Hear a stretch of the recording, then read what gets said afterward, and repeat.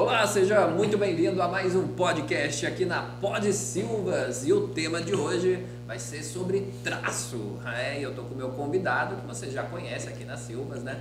É o grande Washington Silva, tudo bem, Washington? Maravilha, Leandro. Tô muito feliz aí por mais esse podcast, mais essa transferência de informação aí, né, ao nosso cliente. E espero que gostem dessa matéria que a gente preparou com muito carinho. Simbora falar sobre traço, se você não me conhece, porque eu não me apresentei, mas se você viu que o Washington me apresentou, né? Eu sou Leandro Galhardo, eu sou mentor de negócios e aqui na indústria das Silvas eu auxilio o grande Washington a direcionar para novos conteúdos, novas propostas que você cada vez mais vai conhecer. Inclusive hoje a gente tem um spoiler para te dar de algo que está no forno, né? Está saindo do forno, pode falar assim? Saindo do forno. Saindo do forno ou o, saindo da Leandro, máquina? o Leandro é modesto, auxilia. Ele é o diretor mesmo aqui da Silvas aqui, com muito prazer, com muita alegria, né? A gente convidou ele e hoje está nessa posição bacana aí, dando esses direcionamentos pra gente aí, está muito legal. Simbora, então vamos começar o assunto logo. Washington, a pessoa que já fabrica blocos ou a pessoa que quer adentrar esse ramo, quais seriam os 5 fatores que você tem como cruciais que ele precisa prestar atenção? Leandro, os 5 fatores que eu vejo assim, primordiais assim, para ele prestar atenção logo de início, é o fator compras, né, que vão ter o início ali das coisas. Depois é o fator humano, que tem a ver com os funcionários, o fator equipamentos, né, a máquina ideal, o fator produto, Perfeito. prestar atenção como que o produto dele está fazendo, e o fator vendas. Eu dividi aqui nesses 5 fatores aí. Então, compras, o fator humano, equipamentos, produtos e vendas. Agora, achei muito interessante que você colocou compras como um fator crucial. Então, eu estou colocando aqui compras como um fator crucial, porque é o início de tudo, né? Tem muitas pessoas que vão falar assim, não, é vendas, o início do processo é vendas. Não, eu entendo que começa com compras, né? Antes de vender alguma coisa, empresas sérias, Perfeito, vão precisar primeiro ali comprar um material para poder fazer tipo um protótipo e testar, né? Vamos falar assim, um livro, por exemplo. O cara quer vender um livro, quer vender um curso. Antes disso, o cara vai ter que comprar informações para ele ter mais conhecimento intelectual, tal. Até ter uma ideia para vender. Até mesmo para você ter uma ideia para vender, para você apresentar essa ideia, pelo menos, não sei, pelo menos uma roupa você tem que comprar para você causar uma boa impressão ali na hora que for passar a sua ideia. Então, mais para frente aqui, a gente, acho que talvez nem nesse podcast, mas a gente pode falar mais a importância da compra. Comprar certo, como comprar certo, em que tempo comprar certo, né? Como fazer uma compra boa para ajudar a empresa. E quando você diz comprar certo, na hora certa, o que você está querendo dizer com isso, eu acho? Vamos falar mais para o público nosso hoje, né? Que tem a ver com fabricação de blocos e pavers. Vou dar um exemplo. Pó de pedra, por exemplo. Né? Comprar certo o pó de pedra. Vamos supor que o cara queira comprar esse pó de pedra 1 mês, 2 meses antes da utilização do pó de pedra. E o pessoal que conhece sabe que o pó de pedra ele é fabricado ali com pó e pedras, um pouquinho, né? E se ele compra com antecedência, né? Esse material fica na chuva ou recebe muito sol, o que acontece? Vai perdendo o pó, vai ficando só ali os grãozinhos da pedra. Então vai chegar numa hora, quando ele for usado daqui 1 mês, 2, 3 meses, né? Aquele pó de pedra, aquela característica daquele material já se perdeu. Ele é mais umas pedrinhas que tem ali. Aí vai atrapalhar no traço da massa. Entendeu? Então, nesse caso específico, tem a hora certa de comprar. Não, eu vou... Conforme a produção que você vai originar. No máximo, eu vou usar semana que vem, estou comprando de semana agora, mas não tão antes, entendeu? Washington, então tudo isso interfere, tem um momento certo para você comprar, porque isso interfere no resultado do traço. Do traço. E onde você percebe que as pessoas mais, colocar no linguajar mesmo, apanham, que as pessoas apanham na hora de fazer o traço? Então, eu vejo assim, na padronização, sabe? Muito difícil quem consegue padronizar. O que é padronizar, né? O que é isso que as pessoas não conseguem? Tem essa padronização, Washington? Padronização é fazer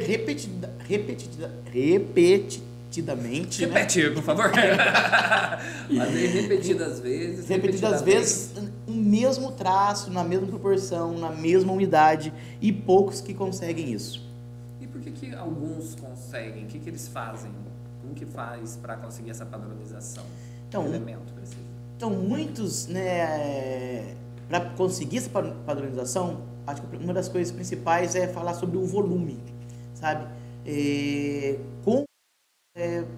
Manter um volume certo, o peso certo para você medir esse traço. O que acontece em alguns casos? Pessoas com aquela... põem para medir o traço com pá de pedreiro, né? Então, sim, fala para o funcionário assim, ó, são 20 pás de areia, 10 de pó de pedra, 10 de pedrisco, certo? Só que o que acontece? O cara chega cedo, né? Então ele está mais disposto. Então ele pega, para ele pega as 20 pás bem cheias ali e coloca aquela medida bem cheia. Perfeito. Certo? De acordo com o que vai passando o dia, o cara vai ficando mais cansado e tal. Então, no início do dia, o que aquelas pás ali representavam, por exemplo, 50 kg de material, com certeza no final do dia, aquela pá ali vai representar 30 kg, 35 kg. Então já começa nessa dificuldade do pessoal não fazer no volume ideal, entendeu? Isso atrapalha a padronização. Então eles fazem isso para diminuir um processo de produção e ganhar mais tempo? Seria isso? Exatamente. Porque, imagina bem, o processo seria, o cara tem que pegar a pá, com a pá o material ali num monte, né, de areia, de pó de pedra, o certo, né, jogar num volume, num recipiente para medir, para depois esse volume jogar no misturador, na betoneira. Aí, para tirar esse processo, eles pegam direto a pá e já jogam direto na betoneira e direto no misturador. Então, aí é onde que ele não consegue padronizar. E qual seria, então, o ideal que as pessoas que trabalham com traço deveriam fazer, eu acho? Então, conseguir recipientes apropriados, né? Vamos supor, ele entendeu que ele precisa de 30 quilos de areia naquele traço, né? Ele não vai precisar pegar, vou pegar latas de 10, lata de 15 e ficar enchendo 2, 3. Ele faz um recipiente de 30, enche aquele recipiente uma vez só, né? E quando eu falo encher mesmo, igual o pessoal usa o termo passa régua, né? Passa régua. Então, passa régua ali para ficar certinho, porque também se encher, alguns pode falar assim, não, tá cheio, mas tá faltando ali uns 3 dedos para encher. Sim, sim. O outro enche que faz até aquele montanha por cima. Então, você fala, não, enche e passa a régua ali em cima. Então, arruma esse recipiente, né? E através dele começa a medir. Vão ser 2 recipientes desses, vai ser um recipiente desse. Aí, independente de quem for encher aquilo ali, se o cara tá pondo pouca material na pá ou muito, ele encheu aquela quantidade e essa quantidade é lançada no misturador ou na betoneira. Esse é o jeito para quem usa sistema de volume. É o jeito ideal. O jeito ideal, porque tem clientes que usam sistema de peso, tem central dosadora e tal. Então aí eles não têm essa dificuldade, porque é através da automação lá, a máquina libera, a balança pesa, aí não tem. Mas o jeito ideal, quem usa o sistema de peso, é realmente ter um recipiente e vai ter que passar por esse processo para padronizar o traço. E o que você percebe que mais atrapalha, Washington, as pessoas na hora que elas vão fazer essa padronização do traço? Uma das coisas que mais atrapalha também essa padronização aí é a umidade do material. Sabe? A umidade do material, porque essa umidade ela varia de acordo com a água que é colocada no material ou que já existe no material. Às vezes você vai comprar um material de uma pedreira, o material já vem bem molhado, sabe? Aí você está acostumado, vou colocar 10 litros d'água, ele já chegou molhado, você não sabe a quantidade de água que vai colocar, fica dependendo muito da sensibilidade. Então, mas e aí, como que faria? Então, você fica dependendo da sensibilidade, dependendo do material que comprou, como que resolucionaria isso? Então, para tirar a sensibilidade do operador, né, para poder ser uma coisa mais prática, não tem como fugir, sabe? A gente tem que trabalhar com sensor de umidade, sabe? Existe sensores de umidade, né, e põe no misturador, para betoneira também, porque como funciona o sensor de umidade? Você tem um material ali, de acordo com que você vai colocando água, esse sensor de umidade ele vai mostrando qual que é a umidade que o material tá, através de um visor tal, e ali depois de uma vez que você encontrou a umidade correta do seu traço de massa, você, eu vi que a minha umidade aqui é 8%, é 9%, vai mostrar no visor, aí você para de água, colocar água, ou seja, tá padrão para você liberar para a máquina, entendeu? E a umidade, então, ela faz uma grande diferença no traço. Eu acredito que é a principal. A umidade. Não, um traço muito seco, o bloco sai quebrando, sabe? Um traço muito molhado, a massa fica grudando na máquina, atrapalha o ciclo da máquina, você não consegue padronizar o tempo que a máquina faz o bloco, tem muito molhado, demora muito para o ciclo sair, muito seco, sai rápido, porém o bloco não fica bem prensado e sai trincando. Perfeito. E tudo isso aí por causa da umidade. E fala mas então, quantos sensores que existem, como são esses sensores, eu acho? Então, hoje tem no mercado, né, a Silvas também tem aí, são 3 sensores básicos. Tem um sensor que é um sensor para misturador. O misturador, para quem continua trabalhando com misturador. Esse sensor é adaptado no misturador, é um sensor que a gente fala assim que ele é automático, porque além dele pegar e verificar a umidade que a água está dentro do misturador lá, que a massa está dentro do misturador, ele também tem a função de mandar sinal para a bomba de água, para fazer que jogue mais água. Tudo automatizado, tanto mais água quanto aditivo. E quando chega naquela proporção, né, padrão ali de umidade, ele pega e já libera o sinal também para o misturador abrir a comporta dele, para ligar uma esteira, para mandar a máquina. Então esse aí é um tipo de sensor, que é um sensor que vamos chamar aqui o sensor automático. Perfeito. Uma segunda linha de sensor é um sensor também que é adaptado dentro do misturador também, certo? Porém, ele não tem essa automação dele mandar um sinal, mas ele vem com um visor que, enquanto você vai colocando a água ali manualmente no misturador, esse sensor ele pega e vai mostrando através do visor a quantidade de umidade que está. Então você já está acostumado, você sabe, na hora que eu chegar ali no 7.5, 8, eu paro de jogar água, deixo mexendo mais uns 30 segundos ali e já posso liberar material, ou seja, sempre padronizando o traço, que é o segundo tipo de sensor. E o terceiro é um sensor criado especificamente para quem trabalha com betoneira, sabe? É um sensor que ele é tipo um recipiente, um dispositivo que você coloca a massa ali na betoneira, enquanto a betoneira está fazendo. Quando você acredita que já está na umidade, chegando próximo da umidade, você tira pequenas porções de dentro da betoneira, amostras, né? Tipo amostras na hora ali, e coloca nesse sensor, nesse dispositivo. Esse dispositivo, na hora mesmo, ele já mostra ali quanto que está dando aquela umidade. Se tiver boa, você já pode mandar o material para a máquina. Se tiver baixo ainda, você retorna a quantidade, coloca mais água até chegar na umidade correta. Então, são esses 3 tipos de sensores que ajuda muito a padronizar a umidade do traço da massa. Washington, e esses 3 tipos de sensores, o misturador é o mais comum, só que o valor dele é mais expressivo desse misturador, mas o da betoneira é um diferencial, é um novo aí no mercado, né? Isso Inclusive, mesmo. se eu não me engano, é a equipe Silvas que está produzindo, né? E se você usa aí betoneira e você não conhecia, você vai poder conhecer aqui na descrição desse vídeo, tem todos os nossos contatos. Você pode falar que assistiu esse podcast e que você quer saber mais sobre esse sensor para betoneira ou até os sensores dos misturadores, e você vai conseguir padronizar o seu traço de massa. Fez sentido para você? Entre em contato aí, dá uma pausa, vai lá, entre em contato, manda para nossa equipe se você querer saber desse sensor e volta para cá. Deu play? Aí deu play, eu continuo. Beleza. Washington, tem mais alguma coisa que auxilia nessa padronização do traço, além do sensor de umidade? Sim, né, a gente...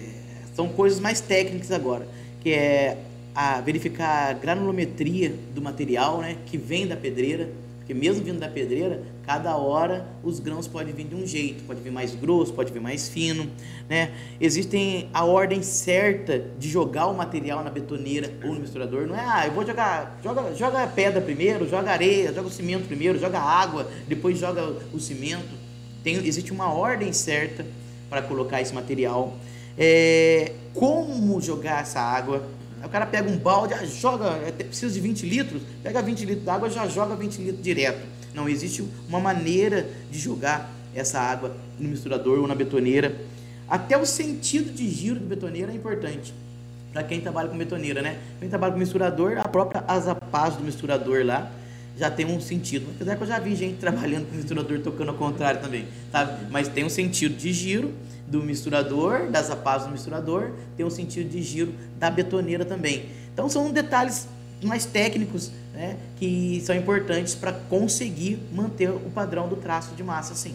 Nossa, mas são tantos detalhes que seria bom se você, sei lá, desenvolvesse um curso online, né? Já existe um curso online para isso, do traço? Sim, nós fizemos um curso próprio, né, falando só de traço de massa.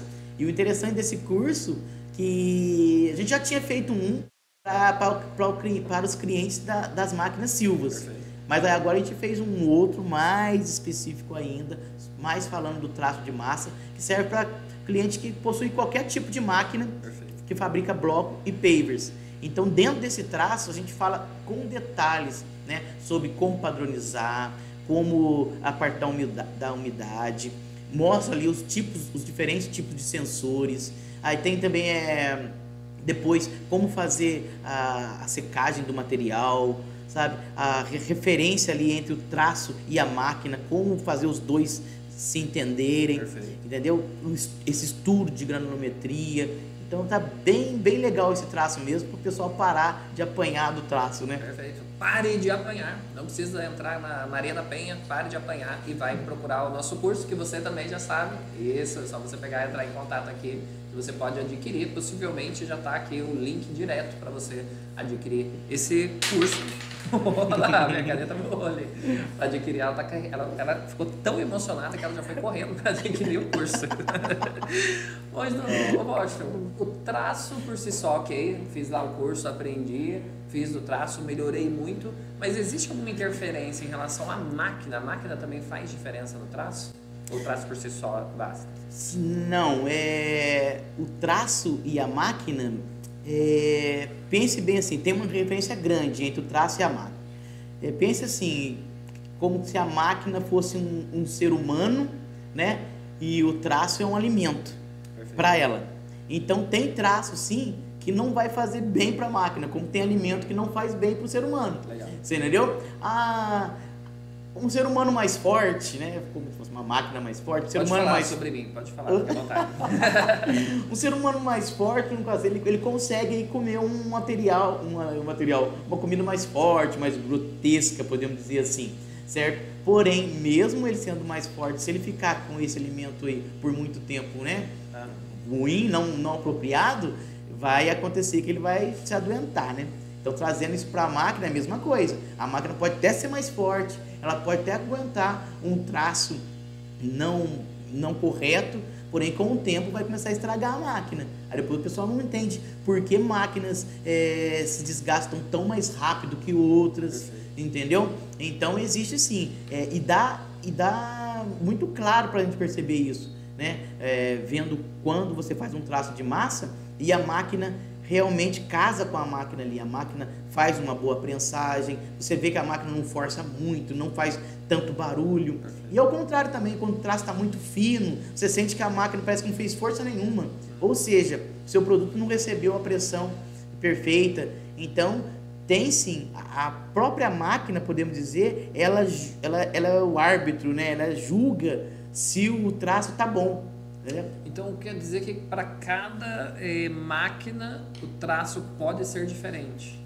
Exatamente. Não adianta você ligar lá para o seu amigo lá que tem outra empresa de máquina. Que traço você está usando aí? Nossa, o cara vai falar o traço dele, mas a sua máquina é exatamente igual a dele, sabe? O seu agregado é exatamente igual ao dele, né? A granulometria do seu agregado está exatamente igual a dele. Então, o que a gente está tentando fazer aqui, através do curso, trazer esse lado mais técnico para o pessoal não sofrer tanto com o traço. Né? Porque existem muitas variáveis aí. A forma de bloco da máquina, a sua forma tem uma parede maior, a outra tem uma parede menor. Tudo isso faz mudar, tudo isso faz com que de repente você mude um pouquinho o traço, melhore o seu rendimento, né? Não desgasta tanto a máquina ela trabalha bem, ela prensa bem, você consegue tirar um produto bom dentro das normas de MPA, e tudo isso tem que levar em consideração todos esses fatores aí, e coisas que às vezes o pessoal não leva. Pessoal, às vezes a gente fala sobre o curso, né? Treinamento. Chegou a máquina, passa pelo treinamento antes de fabricar. Ah, não, já trabalho com isso faz tempo, já tinha outro tipo de máquina aqui, mas não muda, o traço de massa vai mudar, a forma de operar a máquina vai mudar. Então é importante ter conhecimento desses detalhes, sim. E falando em a gente aprofundar isso para dar esse resultado, né?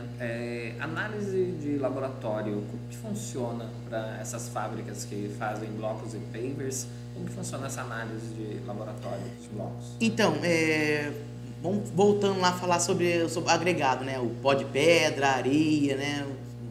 Os demais, o pedrisco. O que acontece na análise do laboratório? Lá existem peneiras apropriadas com suas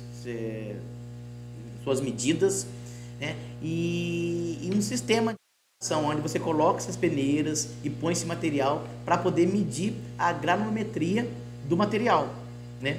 E essas peneiras elas ajudam tanto que você vai entender ali o quanto tem de pó no seu material, o quanto tem de pedrisco no seu material, e através de você entender essa quantidade, você pode pegar e lança o resultado que você encontrou, né? Dizendo mais tecnicamente assim, é até meio difícil falar só assim, né? Eu encontrei lá que o meu pó de pedra tem 10% de material 1,2, 15% de material 2,3, e assim você vai encontrar essa porcentagem, né? Através desse teste aí, né? Que pode ser feito no laboratório, ou então você mesmo, sabendo das técnicas, que a gente também no nosso curso também a gente ensina. Legal. Isso, tá bom? Mostra, a gente tem essas peneiras para poder fornecer, né? E você vai jogar essa análise numa planilha que chama curva de granulometria. Que legal. Aí essa curva de granulometria vai meio que te nortear para como você deve fazer o traço, qual a quantidade de cada material que você deve colocar para que o bloco fique bom, para que seu paving fique bom. Então é um negócio mais técnico, você sai do visual. Nossa, essa minha areia está muito grossa, está muito fina, mas muito grossa quanto? Esse meu pó de pedra está muito fino quanto?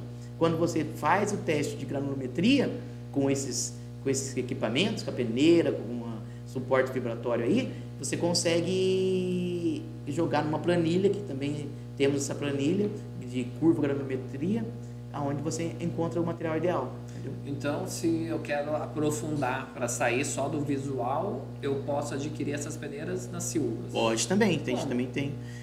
Entra em contato com a gente, né, aí aqui na descrição, na descrição do vídeo, né? Tem aqui, aí a gente explica certinho como adquirir, quais as peneiras certas. Né? E se você estiver procurando o curso completo, que no curso completo também a gente fala das peneiras e como você pode adquirir, é só adquirir o curso das Silvas para o traço padrão, traço perfeito. Washington, dá um spoiler aí das coisas que tem nesse curso das Silvas de traços. Nesse curso, a gente tem, né, dentro do curso lá, como escolher o agregado correto, né? Como padronizar esse agregado, que a gente trocou de ideia aqui agora rapidinho. Como armazenar esse agregado, tem a forma também correta de como armazenar também, não pode ali, né, vamos supor, receber vento, sol, muita umidade, né? Fala sobre os sensores de umidade, e a gente indica os sensores de umidade. O legal sobre os sensores é a grande sacada do sensor para betoneira, porque mais de 80% do pessoal ainda trabalha com betoneira, né, e não tem esse sensor. E esse sensor das Silvas aí, ele vai estar dando essa sacada aí, vai estar auxiliando bacana. A gente fala sobre ele nesse curso. Entender melhor a função de cada agregado, cada agregado tem a sua função ali. Por quê? Qual que é a função do cimento? Qual que é a função da areia?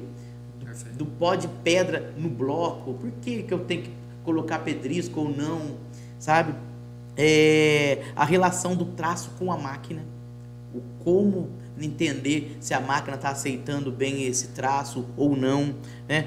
Como analisar aí visualmente, né, a eficiência do agregado no produto, porque quando você termina de fazer o produto, tem uma maneira que você olha visualmente, assim, já dá para saber, assim, cara, ficou muito grosseiro, ficou muito fino, ficou com pouca umidade ou não. E as partes mais técnicas lá, que é a parte de granulometria e sobre o MPA também, que é sobre resistência. O que é MPA, né? Que é a resistência do produto, a gente explica isso aí um pouquinho mais técnico também. E como sempre dá para fazer melhor, a gente vai fazer melhor para você que assistiu esse podcast, que está assistindo esse podcast, porque exclusivamente para você que assistiu, você vai entrar em contato conosco falando isso, porque você vai ganhar um bônus, que é essa planilha de custos e agregados vai ficar disponível para você. É bom, tá vendo? Disponível de bônus para você que assistiu. Quando você comprar o curso, você adquire ela automaticamente. Como que é essa planilha? Explica melhor. Então, essa planilha é bem legal. Talvez o pessoal, muitas pessoas ligam, muitos clientes ligam e falam assim, para eu fazer o cálculo aqui, quanto cimento eu vou gastar para fazer 1000 blocos, né, estrutural? Quanto de cimento eu gasto para fazer 50 metros quadrados de paver, 10 por 20 tal? Aí nós criamos uma planilha, né? Essa planilha, ela é simplesinha, sabe? Mas é muito eficaz. Essa planilha, você pega, coloca ali na planilha o valor que você paga no material da sua região, porque cada região tem um valor, o metro cúbico da areia, o metro cúbico do pó de pedra. Então, você coloca esses valores que você paga, né? E coloca o traço, né? Porque aí o técnico que vendeu a máquina para você já deve saber te orientar aí o traço, a proporção do traço, se é 6 por 1, 10 por 1, 14 por 1, né? E coloca ali esse traço. Só isso. Depois você só vai colocar lá 1000 blocos. Ela já vai fazer o cálculo sozinho. Ela te dá o valor do custo daquele agregado.